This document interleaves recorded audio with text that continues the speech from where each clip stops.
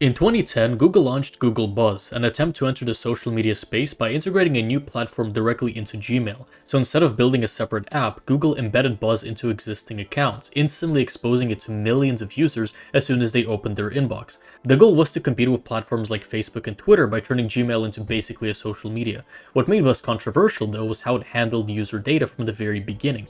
Upon launch, it automatically created a public profile for each user and generated a list of people they interacted with most frequently via email. This list, which was effectively a map of the user's closest contacts, was set to be publicly visible by default for all to see. The consequences of this were, of course, very immediate and serious. Because Gmail used to be pretty standard to use for sensitive communication, this feature exposed relationships that users never intended to share. Journalists had confidential sources revealed, employees had internal contacts exposed, and even the personal relationships of normal people, even their past connections, were made visible without consent in just one day. And in case I didn't mention this yet, there was no clear opt-in process, and privacy settings were difficult to understand, meaning many users didn't even realize what information was being shared. The backlash was obviously huge, from users, media, privacy advocates, basically everyone who realized what was going on. Google quickly made changes to limit the exposure, but damage had already been done. The situation quickly turned into a legal issue, resulting in an investigation by the Federal Trade Commission and a settlement that required Google to adopt stricter privacy practices and undergo ongoing audits, making Buzz one of the company's most notable privacy failures. In 2011, Google launched Google Plus as its attempt to compete with Facebook and Twitter once again. The platform introduced a feature called Circles, which allowed users to organize contacts into groups, such as friends, family, or coworkers, and control exactly who could see specific posts. On paper, this was a more structured and privacy-focused alternative to existing social medias. Initially, Google Plus functioned like any other platform, but the strategy quickly shifted, and instead of letting it grow organically, Google began deeply integrating it across its entire ecosystem, so it became tied to core services like Gmail, YouTube, and even general Google account functionality, making it very difficult to avoid.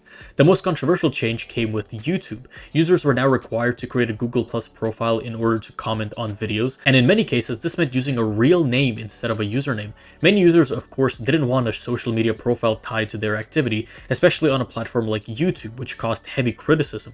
This integration also changed how comments worked, introducing a more complex threading system that many just found confusing. Combined with the forced adoption, this led to a widespread perception that Google Plus was disrupting services people were already using comfortably.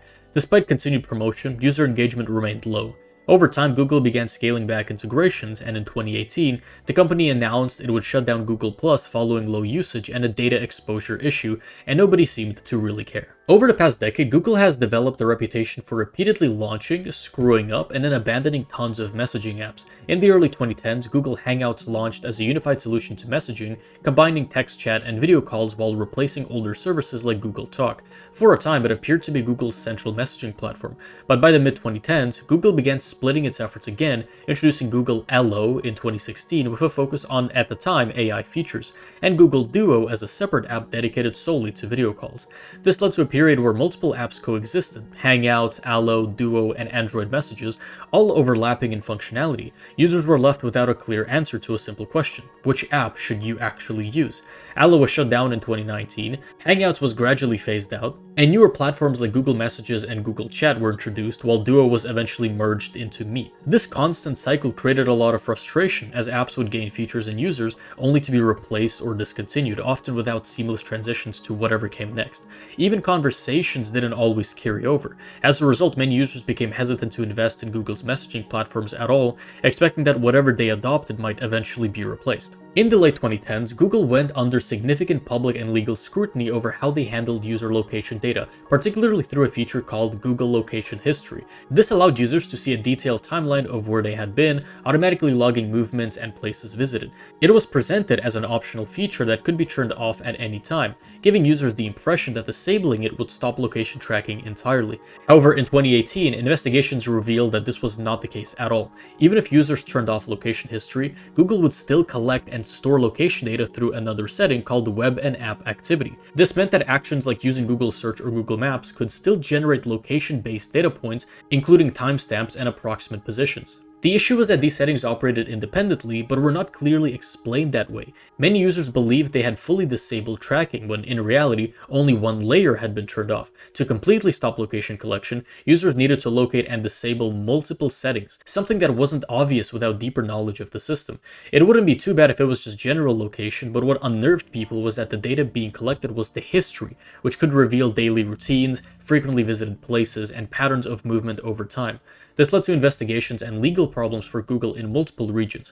In response, Google updated its privacy settings, improved explanations, and made controls more accessible. But this ruined a lot of trust, and this is where people began suspecting that Google was unconsensually storing all user data. In 2019, Google launched Google Stadia with the concept to completely eliminate the need for consoles or high-end hardware entirely. Instead of downloading or installing games, users could simply click and begin playing instantly, with everything powered by Google's cloud infrastructure and data centers, similar to Nvidia's GeForce Now. If successful, Stadia had the potential to redefine gaming, making high-quality experiences accessible on almost any device with an internet connection. However, one of the most significant issues was input lag. Because gameplay relied on sending inputs to remote servers and streaming video back to the user, even small delays became very noticeable, which made it obsolete for fast-paced or competitive games. Performance also depended heavily on internet quality. While the system worked well under ideal conditions, many users experienced inconsistent results due to variations in connection speed and latency. You may wonder why this didn't stop something like GeForce Now, and there are a few reasons. One big one being that Stadia struggled to build a strong game library. Compared to established platforms, its selection was quite limited, and new releases arrived very slowly. Another problem was the pricing model. Users often had to purchase games individually while also paying a subscription tier, which felt scammy and probably was. The situation worsened in 2021 when Google shut down its internal game development studios, signaling reduced long-term commitment to everyone who still followed Stadia. In 2022, Google announced Stadia would be discontinued, with the service officially shutting down in early 2023. But to give them some credit, they at least issued refunds for all purchases that users made. Ever since Google acquired YouTube, they gradually increased the number of ads, but the shift became especially noticeable around 2020 and accelerated through the following years. While ads had always been part of the platform, their frequency and format changed significantly. Pre-roll ads expanded from a single spot to multiple ads before a video, and mid-roll placements became far more common, especially in longer videos. By 2022 through 2024, user complaints about ads reached a new record. Videos that once played with minimal interruption were now frequently broken up by multiple ad segments, sometimes appearing every few minutes. Unskippable ads also became longer and more frequent, often appearing in pairs. For many viewers, this created a sense that watching content required increasingly frequent pauses, to the point where it ruins the entire viewing experience of any video, because you just expect an ad to pop up at any moment. A major turning point came in 2023 when YouTube began actively restricting the use of ad blockers. Users who relied on them started receiving warnings, and in some cases, video playback was limited or blocked entirely unless the ad blocker was disabled. And at the same time, YouTube increasingly pushed YouTube Premium as the better solution to ads. Today's ads are a constant part of YouTube, especially on the TV and console versions of the app, with occasional screenshots of 90-second unskippable ads popping up. While some ad blocks still work, YouTube seems to be cracking down on them much more than before, so ads will likely continue getting harder to avoid. Over the past several years, many people have pointed out a gradual decline in the quality of results on Google search. One of the most visible changes is the increased presence of advertising.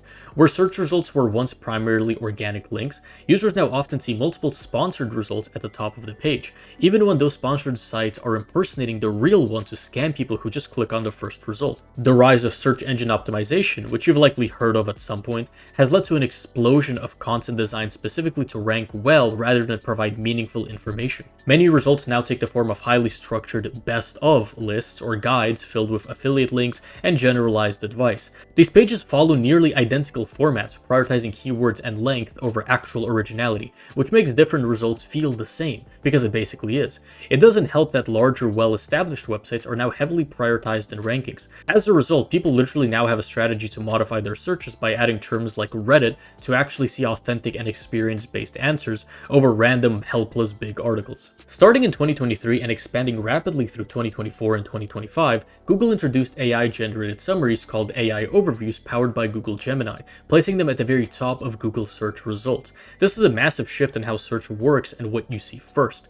Instead of presenting a list of links as usual, Google is now providing a single average answer before any other result, which which sort of turns Google into just another ChatGPT instead of an actual browser. But the worst part about this being forced is its accuracy. While these AI summaries can appear polished and fact-checked, they can be incorrect, misleading, or just nonsensical. Even if the error rate is relatively small, that becomes significant at the scale of billions of searches, and widely reported examples have shown the system confidently presenting false or, again, nonsensical information. The problem is not just that mistakes occur, they always have, but that they are delivered in a very authoritative way by Google itself, so the average user just trusts that blindly. Because users can often get answers directly on the results page, fewer people click through to the actual websites, which have reported declining traffic, and some have argued that their content is being used to generate summaries without the attribution or the financial compensation, which they've always relied on. And so now, instead of comparing multiple sources, users are often presented with a single response, which is basically encouraged by Google as it's faster and seems more convenient, but obviously is more general and less reliable. But I am curious to hear what you think of this and Google in general in the comments. Leave a like and hype this video if you enjoyed, and thank you for watching.